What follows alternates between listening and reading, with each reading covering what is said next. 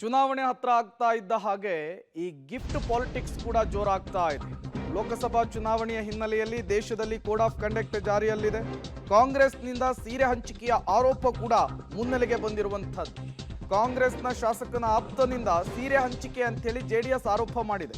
JDS Congress ಕಾರ್ಯಕರ್ತರ ನಡುವೆ ಇದೇ ವಿಚಾರಕ್ಕೆ ವಾಗ್ವಾದ ಕೂಡ ಆಗಿದೆ. 10,000ಕ್ಕೂ ಹೆಚ್ಚು ಸೀರೆಗಳನ್ನು ಸಂಗ್ರಹ ಮಾಡಿಟ್ಕೊಂಡಿರುವಂತಹ ವಿಚಾರ ಗೊತ್ತಾಗ್ತಾ ಇದೆ. ರಾಮನಗರದ ದ್ಯಾವರಸೆ ಗೌಡನ ದೊಡ್ಡಿ ಬಳಿ ಗೋಡೌನ್ನಲ್ಲಿ ದಾಳಿಯಾಗಿದೆ. ಸೀರೆ ಕವರ್ ಮೇಲೆ ಯಾವ ಸ್ಟಿಕ್ಕರ್ ಇಲ್ಲ, ಯಾವ ಪಕ್ಷದ ಚಿಹ್ನೆ ಹೆಸರು ಕೂಡ ಇಲ್ಲ.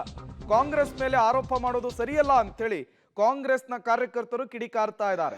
ಇದೇ ವಿಚಾರಕ್ಕೆ ಎರಡು ಪಕ್ಷದ ಕಾರ್ಯಕರ್ತರ ನಡುವೆ ಮಾತಿನ ಚಕಮಕಿ ಕೂಡ ಏರ್ಪಟ್ಟಿತ್ತು. ಪೊಲೀಸರು ಬಿಗುವಿನ ವಾತಾವರಣವನ್ನ ಶಾಂತಗೊಳಿಸಿದ್ದಾರೆ.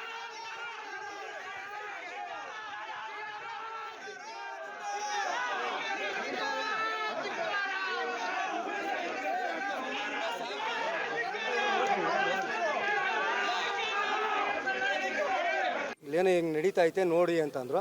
ನಾನು ಅಟ್ ಪ್ರೆಸೆಂಟ್ ಇಲ್ಲಿ ಬಂದೆ, ಗಾಡಿ ಆಮೇಲೆ ನೋಡಿದೆ, ನೋಡ್ಬಿಟ್ಟು ಡ್ರೈವರ್ ಕರೆದೆ, ಏನು ಲೋಡಪ್ಪ ಅಂತಂದೆ.